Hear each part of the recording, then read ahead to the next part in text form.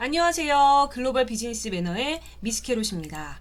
네, 이번에는 라틴 아메리카 대륙에 위치한 아르헨티나로 가보도록 하겠습니다.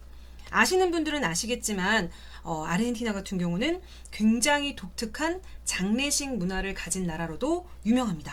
기본적으로 우리가 장례다 이러면 좀 슬픔 이런 부분들이 생각이 나는데 아르헨티나 같은 경우는 누군가가 사망을 하게 되면 박수를 치고 환호하는 장례 문화를 갖고 있습니다.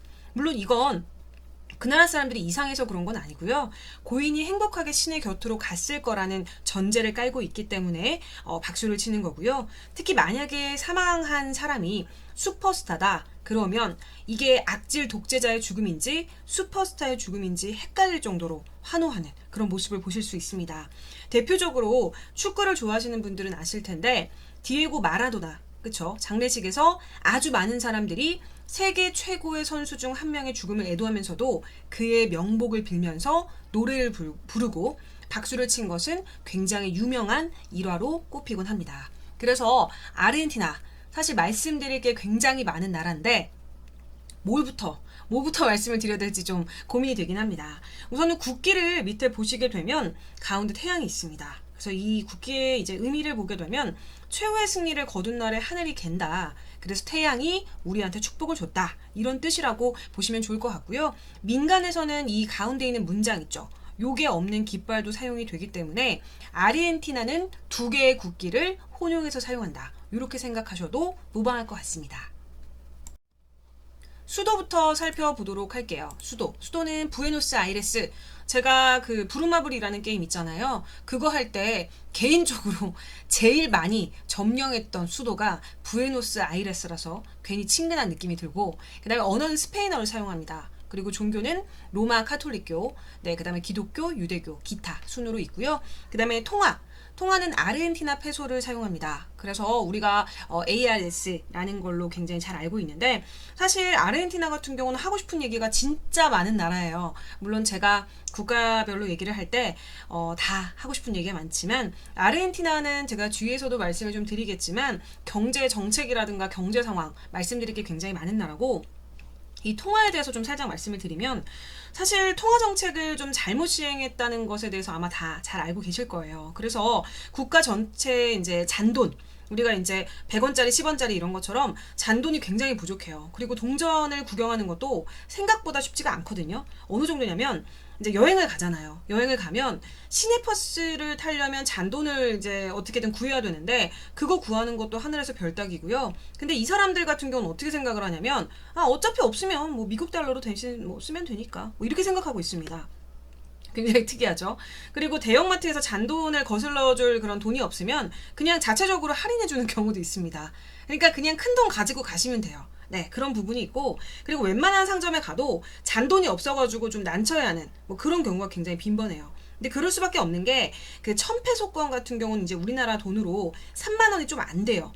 3만 원이 좀 안 되는데, 최소액권이라고 하는 2페소는 그 지폐 자체가 200원이 채 안 되기 때문에 잔돈 자체를 구하는 것 자체가 좀 쉽지가 않은 그런 부분들이 좀 있고요. 그 다음에 시차는 한국 기준으로 해서 마이너스 12시간입니다. 거의 뭐 반대에 있기 때문에 이 정도 시간 차이가 난다, 이렇게 보시면 좋을 것 같고, 그렇기 때문에 크리스마스 땐 여름이죠. 네, 여름이에요. 여기는 크리스마스 때 여름입니다. 네, 그런 거 좀 추가로 알아두시면 좋을 것 같고요. 면적은 2억 7,804만 헥타르고요. 세계 8위의 면적입니다. 사실 땅은 진짜 넓죠. 되게 넓은데 절망적으로 그게 인구가 너무 적어요. 왜냐하면 인구를 보시게 되면 우리나라 인구보다 적습니다. 그렇기 때문에 대부분의 땅이 나대지고요. 고층 빌딩 있잖아요. 우리나라는 진짜 고층 빌딩이 없는 곳이 없는데, 고층 빌딩 같은 경우는 아까 그 수도라고 말씀드렸었던 부에노스아이레스에서나 볼 수 있고요.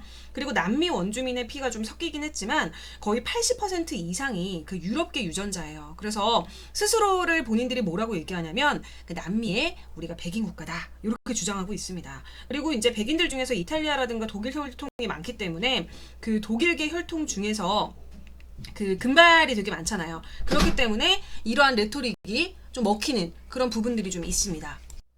그리고 뭐 이제 유럽에서는 그 러시아를 제외하고 나서는 이제 아르헨티나보다 면적이 넓은 나라가 없잖아요. 그리고 제가 아르헨티나란다. 그 아프리카도 전에 한번 다뤘었는데 아프리카에는 또 아예 없죠. 그리고 이제 그린란드 같은 경우도 사실 아르헨티나보다 좀 작거든요. 그렇기 때문에 아르헨티나 같은 경우는 뭐 거의 면적 자체가 굉장히 진짜 넓다 더 넓을 수도 없다 이렇게 말할 수 있는 정도로 면적이 넓습니다.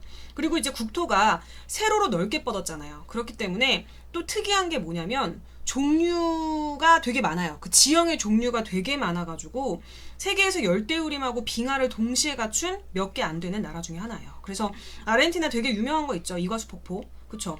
근데 이과수 폭포는 원래 그 전 지역이 파라과이 영토였어요.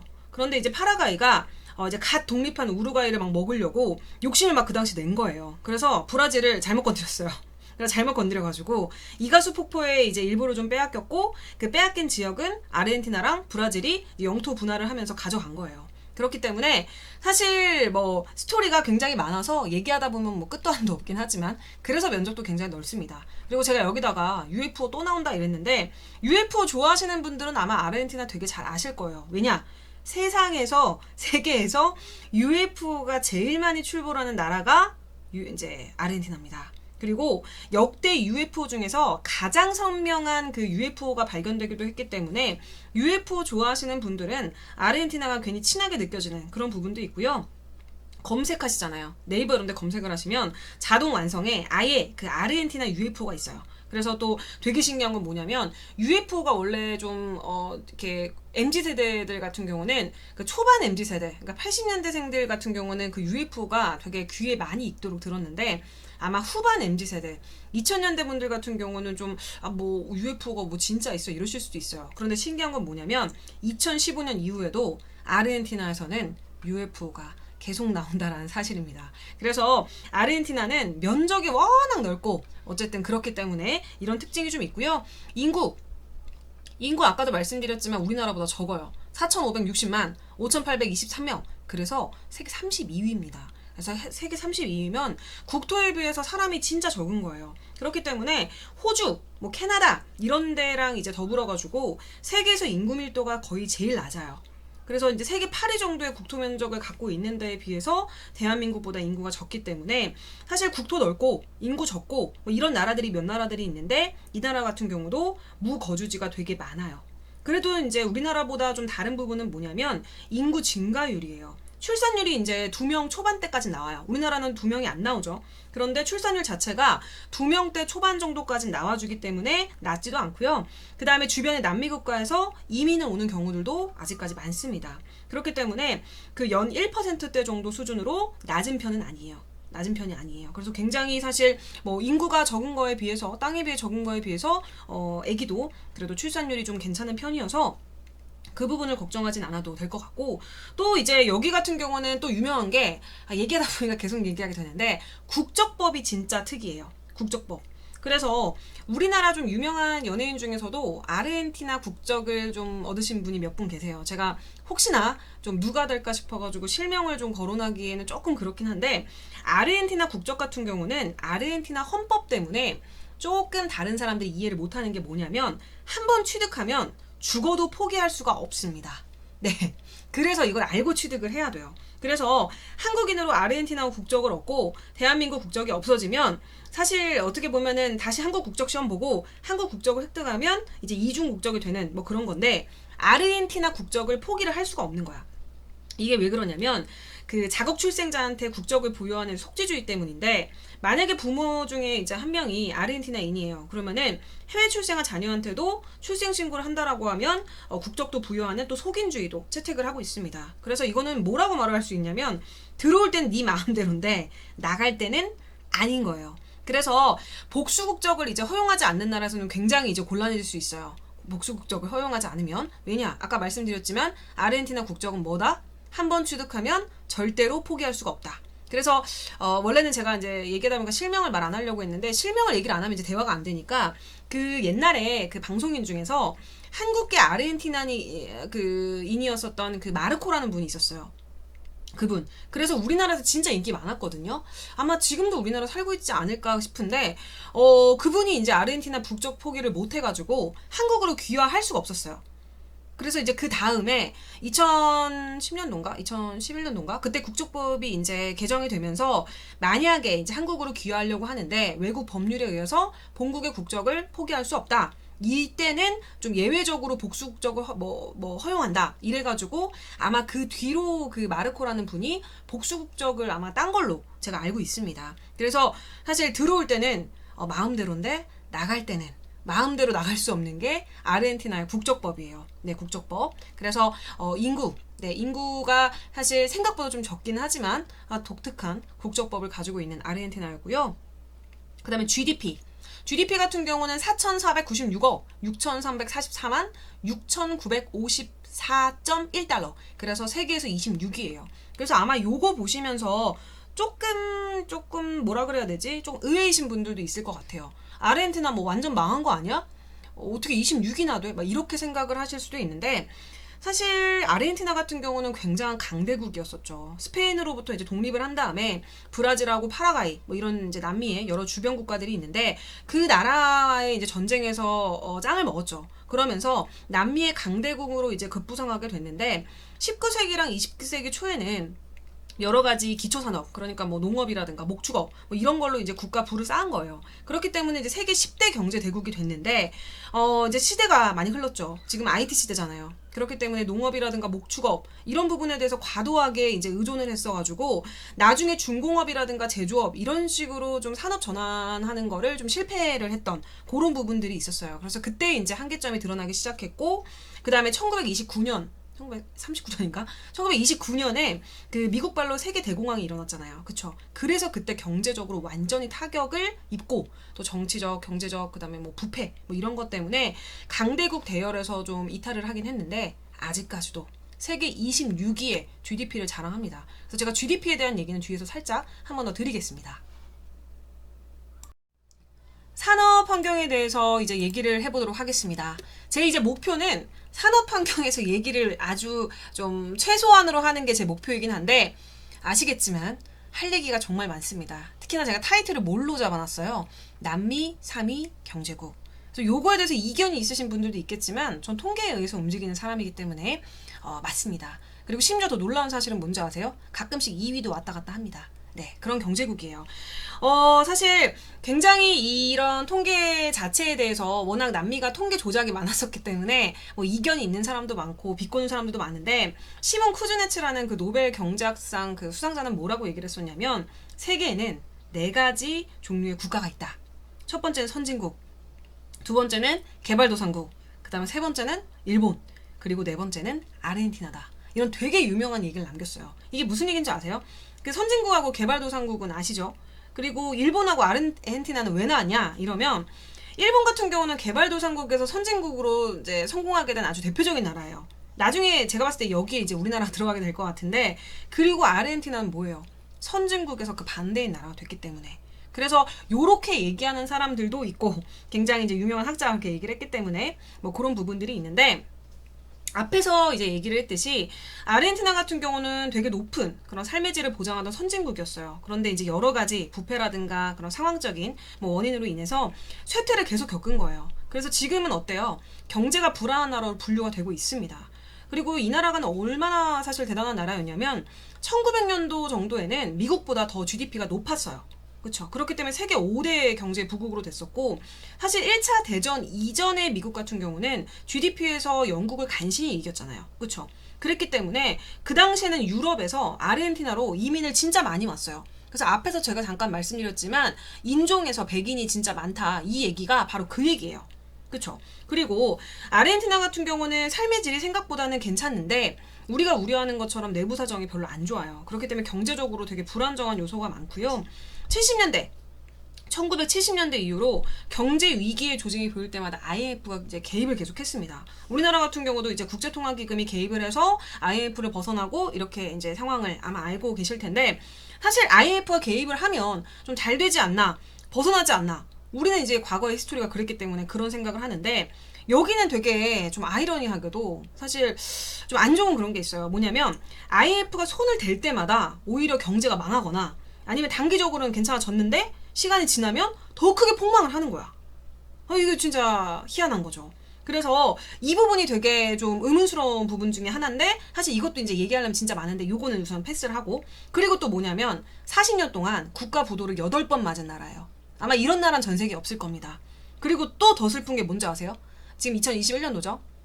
22년도란다. 2020년도에 9번째 국가부도 위기에 들어왔습니다. 그래서 우리가 아르헨티나 같은 경우는 국가 부도에 대한 얘기가 진짜 많은데, 2002년도에 우리가 올림픽 했잖아요. 그쵸? 올림픽, 조금 있으면 도쿄 올림픽인데, 올림픽을 개최를 했는데, 그때 당시에도 어떤 얘기가 있었냐면, 축구의 나라죠. 그래서 축구는 또 포기할 수가 없는 거야. 곧 찍어도 또 하긴 해야 되죠. 그래서 그 선수들 개개인이 자기의 사비를 들여가지고 비행기표를 끊어가지고 왔다는 그 일화가 진짜 유명하잖아요. 그때도 국가 부도였었거든요. 그래서 사실 뭐 이런 여러 가지 참 웃으면 안 되는 부분이지만, 웃겨서 웃은 게 아니에요. 그냥 마음이 그래서 그냥 그런 건데, 어쨌든 그럼에도 불구하고 제가 남미 3위의 경제국, 이게 자꾸 여러분들 눈에 자꾸 걸리실 거예요. 이게 왜 그러냐면, 그 경기 침체가 보통 길었던 게 아니죠. 남미 같은 경우는 장기 진짜 경기 침체예요. 그런데 실질 임금 수준이 남미에서 거의 제일 높아요. 제일 높아요. 그리고 최저임금뿐만 아니라 실질 임금도 거의 제일 높기 때문에 임금 수준이 그 주변 국가가 좀 낮아요. 볼리비아라든가 뭐 파라과이라든가 페루 이런 데서 외국인 노동자들이 일하러 진짜 많이 가요. 돈을 많이 주기 때문에. 그리고 이제 칠레가 사실 남미에서 경제 모범국이다 이렇게 얘기가 많이 되는데, 거기보다, 그리고 또 이제 그 정치에서 그 부패가 제일 없는 우루과이 이런 데보다도 또 최저임금이 제일 높은 거예요. 이 나라가. 그렇기 때문에 남미 3위의 경제국이라고 말할 수 있는 그런 부분이고, 그리고 사실 제가 아까 경제정책이라든가 뭐 통계 이런 부분들도 말씀드렸었는데, 이게 아무리 막장이라고 해도 여기는 아주 진짜 사기급이 있어요. 사기캐가 있습니다. 그게 뭐예요? 자연환경이에요. 그렇기 때문에 주민들이 먹을 게 부족해서 굶어 죽진 않아요. 그 땅도 진짜 넓죠. 거기서 농산물, 뭐 쇠고기, 이게 거의 넘치도록 생산이 되기 때문에 먹거리가 진짜 저렴한 거야. 먹거리가. 그래서 또 저렴하기도 한데 또 수출도 진짜 많이 해요. 그래서 우리 가끔씩 돼지고기 먹을 때 아르헨티나산이 진짜 많아요, 여러분들. 그래서 오늘 저녁에 만약에 돼지고기 드실 거면 그 출생지? 그 출신지? 뭐라 그렇지? 그 고기가 어디서 나왔는지 그거 보시는 거 있죠. 갑자기 생각이 안 났는데 그거 보세요. 아르헨티나 진짜 은근 많다니까요. 수출 많이 하기 때문에. 그리고 이제 얼마 전에 그 IMF에 대한 또 여러 가지 이제 많은 얘기가 있지만, 또 한 가지가 뭐가 있었냐면, IMF가 이제 도끼가 올랐어요. 이럼에도 우리가 자꾸 도와주고 자꾸 어떻게 해주려고 치열업 하는데도 자꾸 이렇게 남미에서 경제국으로 있는 이 아르헨티나가 자꾸 가라앉으려고 하니까, IMF가 아예 전면에 나서가지고 아르헨티나 경제를 살려보려고 그냥 앞에 나왔습니다. 그래서 이거 가지고 일각에서는 또 어떤 얘기가 있냐면, 만약에 IMF가 아르헨티나 경제를 살려낸다, 이거 성공한다, 그러면 그 자체만으로 노벨 경제학상 후보다, 이렇게 얘기할 정도입니다. 그래서 참 대단한 나라, 참 대단한 히스토리를 가진 나라, 진짜 경제에 대해서 산업환경 얘기할 거 진짜 많은데 빨리 끊었어요. 한 6분 정도 했거든요. 그래서 어쨌든 또 할 얘기가 있으면 뒤쪽에서 하도록 하겠습니다. 시장 포인트를 좀 보도록 할게요. 사실 통으로 막 다 하고 싶은데, 어쨌든 뭐, 앞에서 좀 더 얘기하고 싶었는데, 얘기를 다 못했는데, 어쨌든 그렇습니다. 생각보다 영어를 구사하는 사람이 없습니다. 아르헨티나는 아시겠지만, 스페인어가 공용어예요. 그래서 영어를 구사하는 인구가 많지가 않아요. 많지가 않아서, 문제는 뭐냐면, 내가 일을 한다. 그러면은, 공문서도 스페인어로 작성을 해야 돼요. 네, 작성해야 되고 인터뷰 이런 것도 다 스페인어로 진행이 되거든요. 그래서 만약에 현지에서 내가 좀 생활을 하겠다, 일을 하겠다 이렇더라고 하면은 현지어 학습이 필요해요. 그래서 이 부분 좀 중요하신 부분이고요. 그 다음에 생각보다 놀라운 것들이 아마 많으시겠는데, 제가 그 아르헨티나에서 얘기할 때 좀 놀란 게 많으실 텐데, 또 놀랄 게 뭐냐면 스마트폰이랑 그 인터넷에 대한 보급률이 되게 높아요. 네, 높아요. 그래서 아르헨티나 같은 경우는 되게 그 인터넷 보급률이 빠른 속도로 증가를 했어요. 그래서 온라인 산업도 되게 성장세를 좀 이제 어떻게 보면은 이렇게 가파르게 기록하고 있는 부분이 있는데, 다른 중남미 국가들은 스마트폰에 대한 보급률이 좀 낮은 거에 비해서 다른 국가들에 비해서 이용률이 굉장히 높습니다. 그리고 이제 브라질 같은 경우가 이제 IT에서 좀 떠오르는 신예로 이제 그렇게 보이고 있는데, 그 다음에 이제 잘 나가는 국가다 보니까 수요가 브라질 쪽에서 그 IT 업계 수요가 되게 많아요. 그리고 외국 기업이 아르헨티나에 지사를 두는 경우가 많아. 왜 그래요? 국가가 넓으니까. 그리고 인터넷 보급률 좋지, 스마트폰 사용하지, 그쵸? 그리고 시차가 적기 때문에 그 주변에서는 연락도 이제 용이하죠. 그리고 이제 뭐라고 하죠? 스페인어를 주어로 사용하고 있긴 하지만 그 라틴 아메리카 국가 중에서는 영어 실력이 그래도 제일 좋은 편이에요. 그렇기 때문에 그 아르헨티나에다가 지사를 두고 회사를 두고 공장을 두고 이런 경우들이 굉장히 많죠. 비즈니스 매너를 좀 알아볼 거예요. 근데 아마 좀 놀라셨죠? 우리가 그 아르헨티나에 대해서 모르는 게 좀 많았어요. 사람들이 이제 남미, 아르헨티나 이런 얘기를 하면은 맨날 뭐 축구복만 입고 다니고 옷 진짜 뭐 가볍게 입고 다니고 사람들 프리스타일이고 막 이럴 거라고 생각했는데 남미의 그쵸 양반입니다. 양반. 그렇기 때문에 그들을 대하는 우리가 비즈니스 매너를 어떻게 탑재해야 되는지 꿀팁을 드리도록 하겠습니다. 첫 번째는 복장이에요. 중남미 중에서 가장 매너를 중시합니다. 그쵸? 그렇기 때문에 비즈니스 하실 때 정장을 착용을 하시는데 보통 이제 화려한 거 우리가 남미를 떠올리면 되게 화려한 걸 떠올리는데 그 화려한 거보다는 좀 보수적이고 평범한 의상을 선택하는 게 좋습니다. 그래서 남자 같은 경우는 정장에 좀 어두운 색깔 타이를 좀 이렇게 매시는 게 좋고 여자분들 같은 경우는 좀 단정한 여성복이라든가 블라우스 그리고 머리도 좀 약간 좀 단정하게 하고 이렇게 해주시는 게 좋아요. 그래서 가장 사실 그 남미 분들 중에서 우리 비즈니스 하면은 조금 복장은 프리스타일로 하는 게 요즘에 이제 약간 IT 업계에 이제 근무하시는 분들 되게 복장 좀 프리하잖아요. 그렇게 하면 되지 않나 생각하시는데 만약에 남미 쪽으로 특히나 이제 아르헨티나 쪽으로 출장을 가시거나 아르헨티나인하고 우리 한국에 들어와 있는 아르헨티나인하고 만약에 비즈니스를 하신다 이러면 조금 옷은 갖춰주시는 게 좋아요. 그 부분에 대해서 되게 예민합니다. 그래서 그 부분 보시고 일단 호칭 초면에는 우스텝 이 호칭이 적당해요. 이건 뭐냐면 당신이란 얘기예요. 그래서 상대방이 먼저 이름을 부르면 그때부터 이름으로 호칭을 바꾸는 거예요. 무슨 얘기인지 아시겠죠? 그래서 직위 같은 경우도 좀 신경을 쓰셔야 되는데 직위는 회사마다 달라요. 그래서 좀 주의가 필요한데 뭐 프레지덴테 이거 프레지덴테 뭐 같아요? 사장님이죠. 프레지덴트죠. 그래서 프레지덴테 그 다음에 이제 뭐 디렉토르 헤네랄 이건 뭐예요? 사장이나 이사 그리고 디렉토르 다이렉터 다이렉터란다 디렉터 저 미쳤나봐요. 디렉토르 왜냐면 이거 자꾸 이 뭐라고 하지? 그 스페인어로 얘기를 해야 된다는 그 부담 때문에 그렇게 됐네요. 그거는 이제 디렉토르는 이사라든가 이제 부장, 그렇죠? 그리고 헤란테 이런 거는 과장. 아 이거 스페인어 어려워요. 아 이거 스페인어 제가 한때 진짜 배우고 싶었는데 어려워. 그래서 요런 거. 그리고 남자한테는 세뇨르. 그 다음에 기혼 여성한테는 세뇨라죠. 이거 정도는 아실 거예요. 그리고 우리가 진짜 많이 하는 것 중에 하나 뭐야? 세뇨리타. 네, 이건 미혼 여성한테 얘기하는 거죠. 그래서 미혼 여성한테는 세뇨리타. 그래서 세뇨리따를 어디다 붙이냐면 성 앞에다 붙이는 거예요. 그러니까 제가 성이 임씨거든요. 그렇기 때문에 임 앞에 붙이는 거야. 세뇨리따 임 이런 식으로. 그리고 또 이제 명함 같은 경우는 공식적인 자리 외에서도 주고받을 수 있어요. 그렇기 때문에 이제 스페인어 첫 만남에는 스페인어 명함을 준비해 주시는 게 조금 센스예요. 그러니까 제가 과거에 승무원이란다.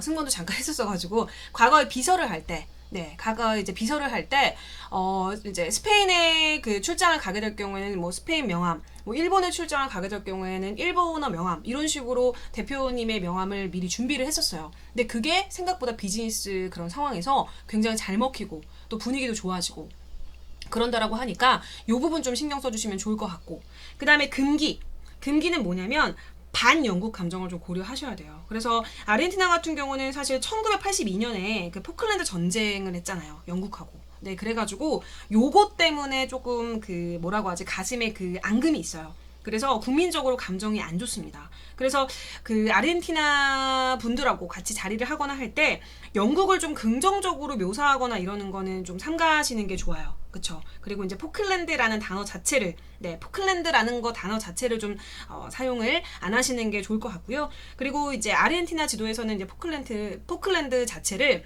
아르헨티나 영토로 표시하고 있습니다. 네, 그래서 요거는 마치 어떤 거 같은 거냐면 일본하고 우리나라의 독도 같은 그런 느낌이다. 이렇게 보시면 좋을 것 같아요. 그래서 그런 여러 가지 과거의 히스토리, 그 다음에 현재 우리가 비즈니스를 한다면 이러이러한 매너를 갖추는 것까지 말씀을 좀 드렸습니다. 네, 이래서 아르헨티나의 긴 여정이 끝났습니다. 물론 저는 지금도 할 얘기가 너무 많아요. 아르헨티나에 대해서. 네, 너무 많아요. 왜냐면 경제에 대한 뭐 여러 가지 오해도 있고, 사실 뭐 100% 오해는 아니었지만, 뭐 썩은 대로 썩은 것도 맞고, 그리고 생각보다 잘 사는 것도 맞고, 그렇기 때문에 이런 부분도 있고, 또 축구만 한다고 생각하셨던 분들도 굉장히 많을 거예요. 근데 그건 뭐 오해라고 보기는 좀 어렵고, 브라질하고 남미의 양강이죠. 그래서 사실 아르헨티나 축구 선수들이 전 세계 이제 유럽 리그에 굉장히 이제 많이 나가서 활약을 하고 있기 때문에 역사를 따져봐도 마라도나나 아니면 현재 리오넬 메시나 다 아르헨티나 출신이에요. 그리고 피파 랭킹으로 봐도 사실 우리가 이제 98년도에 그 프랑스 월드컵이 있었잖아요. 제가 좀 축구를 좋아해가지고 좀 약간 그런데 조금만 들어보세요. 네, 프랑스 월드컵 이후로는 10위 밖으로 떨어진 적이 단 한 번도 없는 유일한 나라예요. 아르헨티나가. 그러니까 진짜 대단한 나라. 다 떨어졌었어. 브라질도 그렇고 뭐 독일도 그렇고 다 한 번씩은 왔다 갔다 했는데 유일하게. 그리고 그 기간 동안에 피파 랭킹 1위를 2번이나 찍었어요. 그렇기 때문에 사실 아르헨티나를 생각하면 축구를 생각하는 것도 당연히 맞습니다. 하지만 오늘 말씀드린 것처럼 축구 외에도 아르헨티나는 경제적으로나 사회적으로나 그 역사적으로나 굉장히 화끈한 뭐라고 할까 그 기록을 가진 나라는 맞다. 이렇게 좀 말씀드리고 싶습니다. 그래서 오늘 부족하셨다라고 느끼고 재밌다고 느끼셨으면 좋았을 뭐 그런 아르헨티나를 제가 좀 설명을 해드렸고요. 여러분들, 네, 너의 매너를 보여줘. 여기까지 하고 다음 시간에 뵙도록 하겠습니다. 고맙습니다.